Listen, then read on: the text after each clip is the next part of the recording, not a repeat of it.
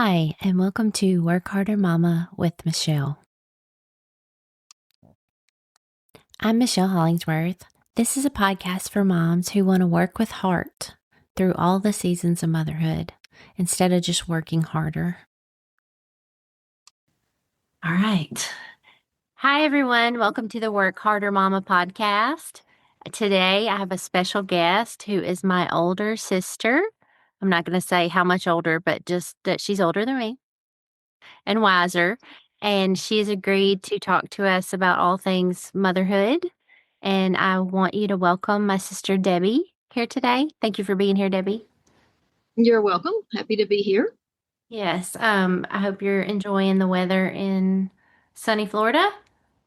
My car's registering 103 right now, but that's why I live here, so it's all good. Yes. I miss the beach, but not when it's 103. So I get it. Yeah, I it's get it. hot. So I just want to start by asking you some questions about childhood memories, motherhood itself, and any kind of advice and tips you want to share along the way. Just feel free. Okay. So, my first question to you is, what would you say is your favorite childhood memory if you had to choose? So I've thought about this, and I have many, but the one that really makes my heart full is sitting on Cutter's porch on Richmond Avenue, um, cracking beans. Yeah. just, just being, I mean, I just always wanted to be doing anything, obviously, with her, my grandparents, my mom's mom. Just that's my childhood memories is Yeah. just hanging out, being outside in the barn, on the farms, just hanging around them. And it was basically just doing nothing but Mhm. whatever they were doing, cracking greens, shucking corn, canning tomatoes, whatever it was, I wanted to be right in the middle of it. Yeah. Just a much simpler time. And Yes, much, much simpler time. yeah. But when I think of my childhood, I think of Richmond Avenue. That's like childhood to me. And that, like 1776 bicentennial celebration when me and Cutters and Granddaddy got all dressed up. Of course, that memory came recent because of the celebration recently with July 4th. Um, and maybe that's why the green beans are the most recent childhood memory. But I remember Edgewood Drive sitting on our back porch doing the same thing. Yeah. And then just all the family being around. So I'd say on a scale of 1 to 10, I think I had a 10 childhood. That's awesome. Yeah. And just for those that are listening that may not know, Cutters is our grandmother. And her that was the name that everybody called her affectionately. That was her grandmother name, was Cutters.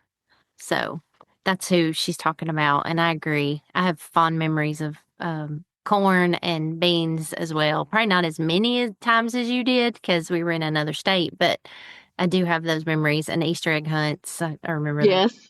Yeah. Yeah. Yeah. Some good times that I remember with her and a much simpler time as well. So let's pivot just a minute and say what would be, since you're a mom and you've been a mom for 32? Two. Yeah, 32 years. So what would be your favorite memory as a mom? As a mom. Uh, that's a hard one. Because there's so many. So I would say I've always said my favorite age was when Keaton was 3. Oh, yeah.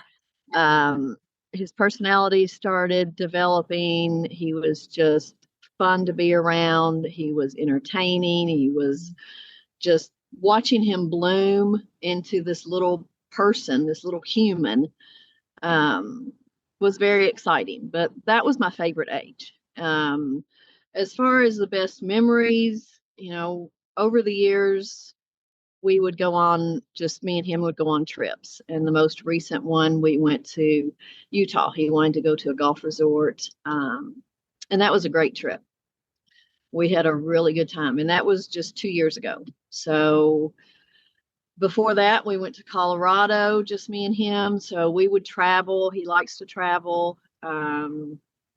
We get along very well. We have very similar tastes as far as we both need alone time. So it'd be like, hey, mom, I'll go find something to do and you can hang out in the room, and the same for him. So as far as specific memory, I would say the most recent Utah trip would probably be one of my favorites, just because I see that slipping away Mhm. as he's maturing. Like it's a different phase now that we're in, and it's a little harder Yeah. to let go or to step back or to, but I'm finding my way with him and his girlfriend, which will be his partner, I'm going to assume. Mhm. I love her dearly, and he's very happy. But it's like I need to step back, and Yeah. that's It's kind hard. of it's hard. It is hard, but I I have little talks with myself every now and then. And as you say, I ask for guidance. Cutter's and my mom, like, okay, what should I be doing? Do I need to like just keep my mouth shut? Yeah. I mean, it's so hard to let go as they get older, and it's so hard to step back, like you said. And y'all have a great, like, y'all have always been close. You've always had a close relationship, mother and Yeah. son. Never really argued, just, Mhm. always got along and have fun together. So it's hard when those seasons change and your role seems to take a different seat, I guess. Yes, yes. Yeah, you feel like you're taking a back seat and you're not Yes. in the front seat, but um it's still rewarding, obviously. And I still enjoy conversations and enjoy being around him, obviously. It's just a little different. But Yeah. he'll always be a mama's boy, so Yeah. Yeah. and she appreciates that, so that's Oh, good. that's good. Yeah, that's Yeah. awesome. So when you first came a mom, and I just want to tell a little bit of the story about, I remember because we were pregnant at the same time, but you became a mom before I did. And I remember the memory I have of your childbirth journey was that all along he was on the ultrasound identified as a girl, like Yes. circled and everything. And you had a name picked out, everything. But luckily, at your shower, you got some gender neutral clothing, like Hmm. some, I think, to start. And then you had painted the room. Was it blue or Hmm. yellow? It was blue. Yeah, Yep. I thought it It was blue. was blue. Yes. Yeah. So it's almost like you had that feeling, even though everybody was telling you it's a I girl. did. I You did. had that feeling. So I knew, um, deep down, it's like you say, that gut feeling, or Mother's which intuition. mother's intuition. There you go. So, like, I wanted 6 kids, and I'm very fortunate that I have one because I had numerous miscarriages. But um, I did not want to know if Yeah. I was having a boy or girl. And my husband wanted to know, my mother in law wanted to know, and my mother wanted to know. So they convinced me to get an ultrasound and that they would not tell me. And I said, no, Yeah. if you all are all going to know, then I'm going to know. So that's Mhm. fine. I agree. They convinced me it's easier for the showers. It's easier. It's just easier. So I agreed to do it. So we got the ultrasound. It said a girl. So we had showers. I got all girl stuff. We had a girl name. Olivia Lane was going to be the Mhm. name. And the painters came to paint the Mhm. nursery. And the night before the painters came, I had a dream that I Mm. had a boy. Yeah. So when the painters came, I said, no, I want blue. And he said, oh, I thought you were having a girl. Mhm. And I said, well, I'm supposed to have a girl, but I had a dream that I'm actually having a boy. Mhm. So I do not want to put a boy in a pink room. I Yeah. can put a girl in a blue room and decorate it with bows and Mhm. flowers, but I cannot put a boy in a pink room. So we painted the room blue, got striped nursery bedding and things of that nature. So it wasn't overwhelmingly one or the other. We did have a lot of girl clothes Yeah. because at the time my mom owned a children's Boutique. specialty clothing. So we had a lot of girl clothes. And then, of course, he's born in 94 in the worst winter, I think, in Kentucky history. That's the year that with like 16 below zero and 20 inches of snow. I go into labor. And so I didn't have a lot of visitors at the hospital because no one could get there.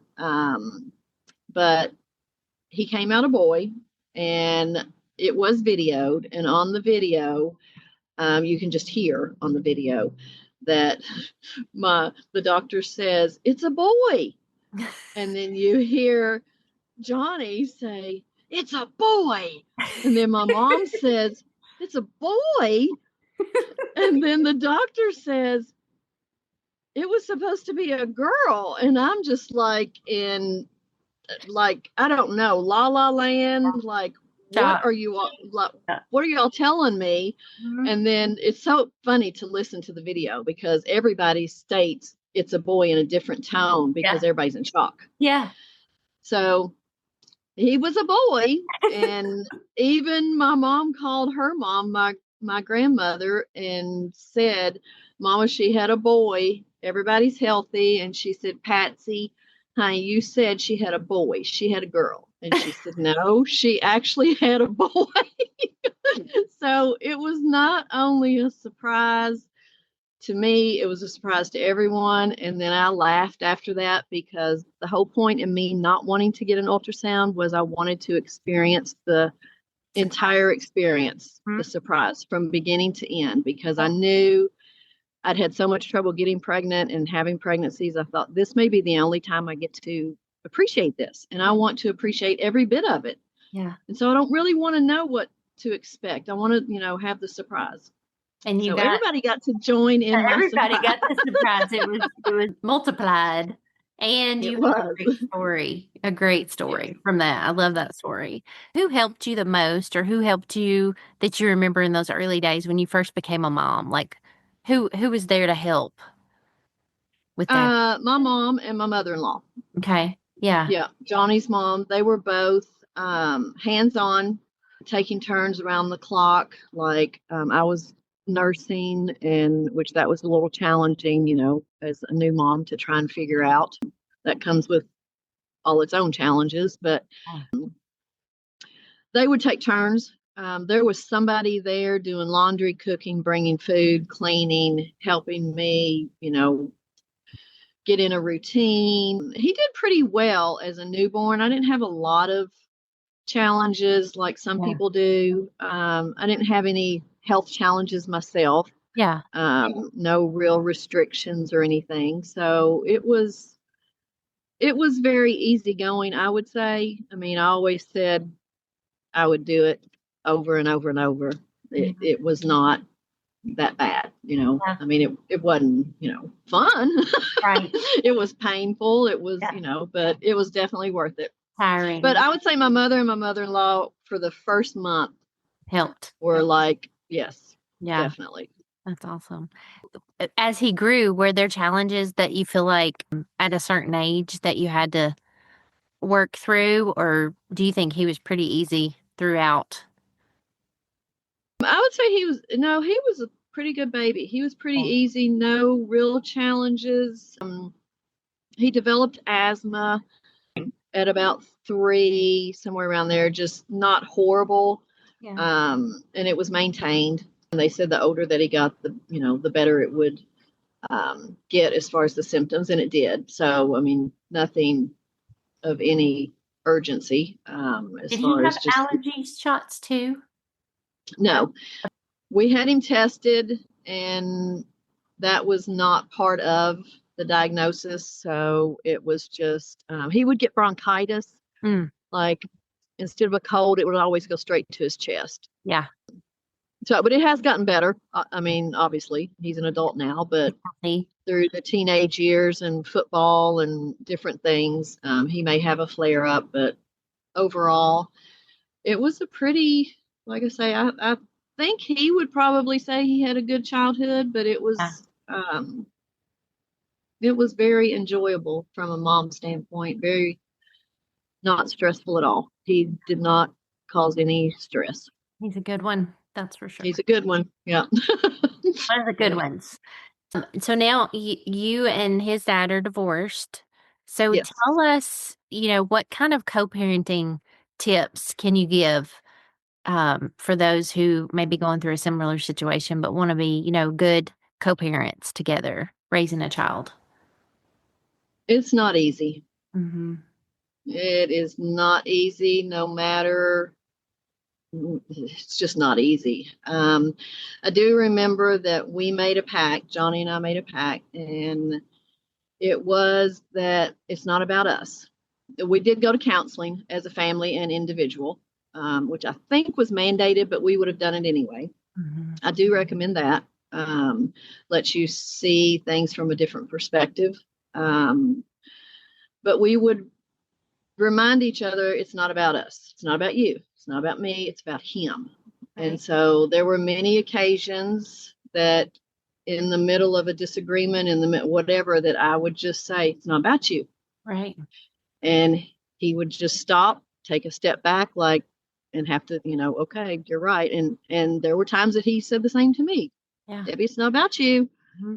And that was our code. It's not about you. And we would just stop. Like if we were arguing in front of him, if there was something we couldn't agree on, it was like, that was like our just pause button. Let's just reassess here. It's not about us. What is, the best interest of Keaton, whatever we were discussing or disagreeing on, and I remember a football game that afterwards, Keaton was in middle school, and afterwards he had asked me, he said, Mom, why do you and Dad come to my games and you all can sit beside each other? Mm. And I have other friends and their parents are divorced and they can't even come to the same game. Right. Like they have to, and I said, well, honey, I can't explain that, for them. I said, but for us, it's not about me and it's not about your dad. Yeah. And we're both there to support you. And believe me, there have been many games where we sat there and did not say one word to each other. Yeah. But we were there. Yeah. We were cheering him on. We may not have spoke to each other and we may, but then there were times that we would laugh and cut up and, enjoy cheering on the team. But there were many times early on in the divorce that, yeah, we would not speak. Just we would meet, we would sit and present a front that we were there for him. Mm-hmm. And he noticed. So as far, and yes, he knew. And even to this day, we still, there are other relationships involved, but we try to never make Keaton have to choose. Right. He has never had to choose. Mm-hmm. Like, I don't want to say this because it might upset mom or it might upset dad or, he's never felt in the middle. Yeah. And you, at one point, didn't you take care of him? Your ex-husband, didn't you take care of him after a Yes. surgery or something? Yes. Yeah. Yes. Yep. He's had a couple of surgeries that before I was remarried, that I helped out as far as, Yeah. being hands-on caregiving, I guess, so to speak. Goes above and beyond co-parenting, for sure. That's above and beyond. Yes. Yeah. So, and there are many things that Johnny has done above and beyond to help me as well. Yeah. So I think it helped that there was no resentment, no third party involved in our divorce. Yeah. It was no animosity. We just grew apart and just both decided that we weren't happy. Yeah. And we've survived. And I think Keaton I'm sure there's, residual fallout for Keaton being from a divorced family, but I think we did the best that we could. Yeah, for sure. I mean, a united co-parenting front is the best thing you can do when your relationship doesn't work. It's not easy. It's not easy though. No, not easy. But it's a great thing for y'all to focus on, I think. I want to talk about a couple of things about your mom and about Cutters. So Cutters died like it'll be 12 years this year Mhm. since she's been gone. And I want you to tell the story about the pennies that you see. So it's hard for people to believe. Mhm. And until you have experienced it or been around me the majority of time or for years and years, then you learn to actually appreciate it and just be wowed. Mhm. I find a penny every day, Mhm. whether it is in the washing machine Mhm. or whether it's in a parking lot, whether it's on a store shelf. Um, just it's bizarre. It's absolutely bizarre. And when I find them, sometimes I just giggle to myself and I'm like, I know, I hear you, I see you. And sometimes I actually, there have been times that I've looked and searched for them. Like I'm Mhm. struggling. Yeah. And so I'm like, I need to find a penny today. Mhm. I'm just telling you, I need to find a penny. And I always do, Yeah. always do. So I firmly believe that I am being encouraged and watched over. There's Yeah. no doubt. Recently, Keaton, my son, bought a home and he found a penny Yeah. That's in awesome. his home doing the walkthrough, and he took a picture of it and sent it to me, and I was like, that's the house. that's that's it. It's like, if you're ever wondering, should I do this, should I not do this, or give me, some encouragement, I mean something, then it always shows up. I mean, it's hard to argue with 12 years every day. That's hard. It is very hard. And every flight, so I fly quite often, and I find a penny before I get on every single flight in Yeah. the airport, Yeah. every single time. And there was one time that I was with Carrie, my husband, and he asked me, like, we had an hour wait or whatever, and he was like, "Have you found your penny?" And I was like, "No, I have not." He's like, "Okay, well, you need to go find it because We get we, on this plane. we get on this plane or we don't get on this plane." And I made a conscious decision many years ago. If I do not find a penny, I will not get on the plane. Hmm. I've always found one. So I don't know what would actually happen, but I have told myself, if I do not find one, I will not get on that plane. Like, Yeah. to me, that will be a sign, do not get on that plane. Yeah. So he told me to go walk around. So I did. It was kind of funny. We were just joking. He was like, "You need to go find it. You need to go walk around till you find it. Don't come back till you find that penny." So I literally went around the section of seats that we were sitting at the airport. And on the other side of that section right there, I just looked down and there it was. And I looked up and he was watching me. And I looked up and I was like, I just pointed like right Yeah. there. And I Yeah. bent down and picked it up. And he was like, "Oh my God." He was like, "Are you kidding You me?" I was made a like, you "We're made a good." believer out of him. Yeah. Yes. He was Yeah. Well, he used to always tease me until he would be with me, mm, like day after day. I mean, like if we were traveling and he wasn't working and we were running around, and I would find him and he'd be like, "I swear that was not there. I just walked by that." And I walked on the sidewalk yeah. up those steps and there was no penny there. Yeah. And you come out and then get in the car and then come out and there it is. And I'm like, well, I don't know what to tell you. They're for It me. is bizarre. Yep, it is bizarre, I just but love that. I love that story. I love that you found this. Have you found one today? I have not. Okay. I'm in the parking lot, Here. gonna go in and get some fresh fish for dinner. So Text I'll me. have Let to me know. I'll have to text you That that I I need found it. I need to know. Another thing I want to talk about next week is your birthday. Mhm. And last year, the day before, was it the day Yes, before? day before. Day before your 16. birthday, you said, yeah, you gave your age away. Oh, I don't care. The day before, you lost your mom. Yes. So I want to ask you how, since that, it's almost been a year, how have you been honoring your mom's memory since she passed? Um, it's been a hard year. And not necessarily because she passed the day before my birthday. I've kind of joked with her myself and be like, well, at least you didn't pass on my birthday. True, true. so, so I would say, as far as honoring her, I just try to keep in mind the encouragement that she would give me Mm-hmm. to, like, everything's going to be okay.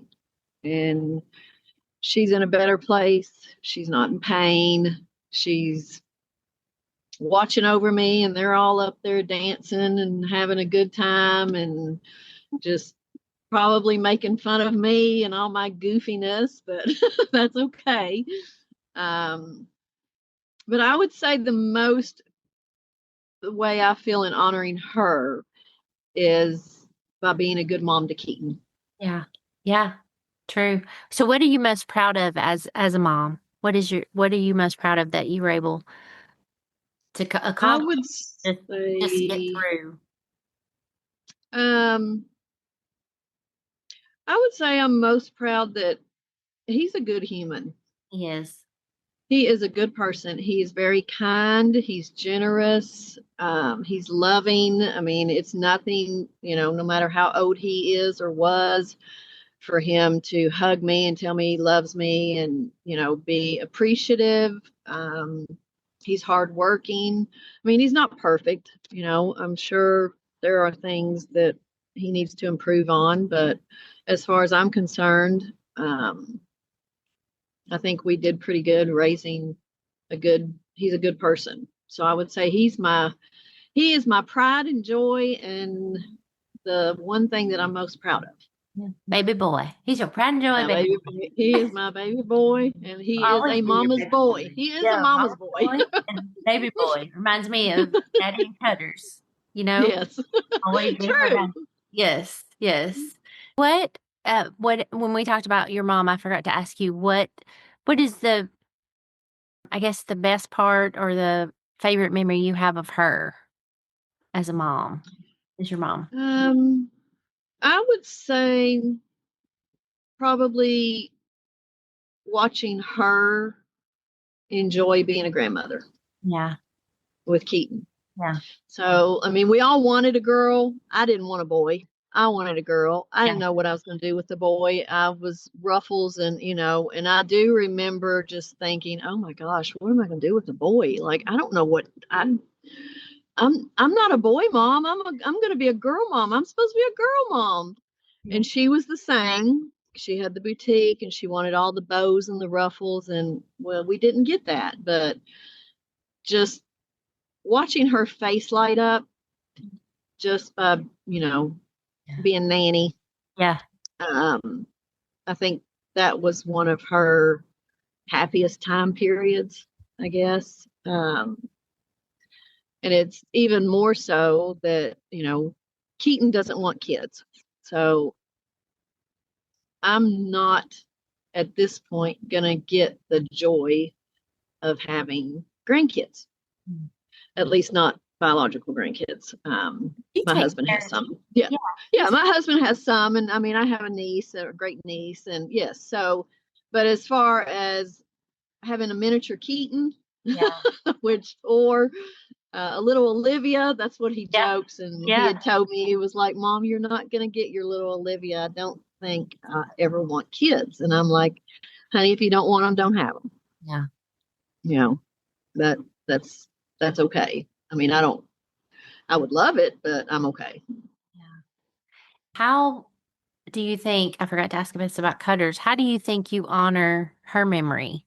I know you do because you do lots of things that, she would do, but what stands out as a way that you feel like you've honored her, even if she was still alive when you started?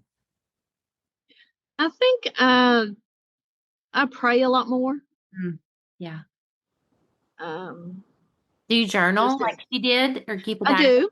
Yeah. I do journal. And since my mom passed away last year, I've made more of a commitment to just a gratitude journal. Mm. Um, so there was one day last week that I was just, thankful for the shade. Yeah. Yeah. So, I mean, some days it's simple things, and it's like, you get so busy in life that you just forget the simple things that we need to be grateful for. I mean, I have all my senses. My health is decent. Mhm. I can get up and down. I can go choose to do things. I mean, I have family and friends, obviously, that are limited in a lot of physical activities and other activities as well. So, in her honor, I just tried to be more grateful like she was. I think she always saw the positive side. She did. She really So, did. when I start feeling negative, I think, no, don't say that or don't do that. That's not what Cutters would do. Yeah. Yeah. So, Exactly. and I I do read her journals Yeah. Yeah. on a regular basis. You can see how grateful she was. Yes. Those for sure.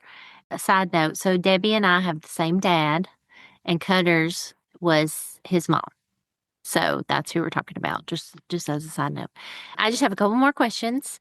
So Okay. what advice would you give to boy moms or any kind of mom, divorced mom, any type of mom, maybe moms who are like you and they're having to change what seat they're sitting in their son's life or their child's life. What advice do you have to share? I don't know that I'm great at giving advice, but Tips.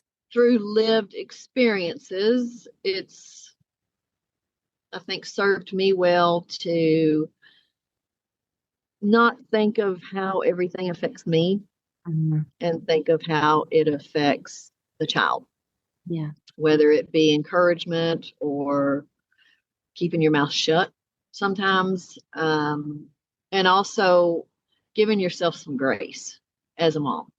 I don't think as moms we appreciate ourselves enough. Like, we do so much just emotionally, physically, time demanding, whatever it may be, for family in general, Yeah. but especially our kids, that you forget that you need to give yourself a little grace.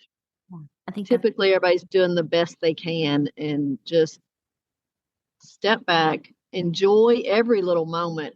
I see moms in the grocery stores with little ones. Like, I was at the pool the other day, and one of my favorite little boys, he's 3, Mhm. that I would nanny for, was there. And I was sitting all by myself at the pool, enjoying the peace and quiet, had a book, and they're all down there with 10 kids and 4 moms, and it's chaos. And so as they were leaving, she was like, I can't say that I'm not a little envious. And I Oh, said, I understand, but believe me, I would trade this mm, for that right now. yeah. I said, you're going to miss this. You Yeah. are going to miss this. Yeah. Yeah. So try to appreciate even the stressful times, even the chaos, because whatever that song is, I miss I think it's this. a country song. Yes, you are going to miss it. Yeah, it's so You true. are It's going to such a miss it. good song. And grace is a great piece of advice, like to give yourself grace because we're so used to wanting things a certain way or have our expectations so high for ourselves or what we want to happen with our child that we forget to give ourselves grace. So that's a great tip for thank you for Yeah, sharing. and we're not actually super women. No. We're not. I mean, we're pretty close, Yeah. but we're not. And I think the majority of the expectations moms put on themselves. Yeah. Yeah, we I do. have learned that as Keaton has gotten older, that I don't need to control, or not even control, that's the wrong word, but be involved or encourage he needs to make mistakes, and he needs to learn from those, and he needs to grow himself. And as a mom, it's hard to, like I said, let go, take a back seat, take another role. Your roles change through each season, every phase, and just go with the flow. Yeah. Just enjoy it all. I love that. All right. So, last question. What or how would you want to be remembered when you're gone? Like we've been talking about your mom and Cutters and Yeah. Breeze. What do you see that if you could choose how you were remembered or what you were remembered for, what would that be? I would say the same, just being a good mom. Mm-hmm. I always said, I always wanted kids, wanted a bunch of kids, and always felt that my destiny was to be a mom. And I have several little plaques that teachers gave me, and that I found over the years on my mom wall, I call it, or um, my my Keaton wall of all homemade things. And I always said if I didn't succeed at anything else, Mm-hmm. I would succeed at being a good mom. And you did. I did. I did. So I would say on my headstone, if it said mom, You're good. I'm good. Yeah. Yeah. Amazing. Thank you so much for your time today. I appreciate you sharing your words of wisdom and your life experiences with us. And I just thank you for being such a great sister as well. Oh, you're welcome. Love you. Love you and happy to do this. Thank you.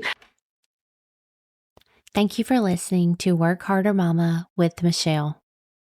If you would like to read along to some tips and devotions shared on the podcast, I wrote a book, Work Harder Meditations for Moms, Season by Season. It is available online where books are sold. It is also available on workharder.com. That's WORKHEARTER. Check us out on Instagram at Work Harder and Work Harder Mama.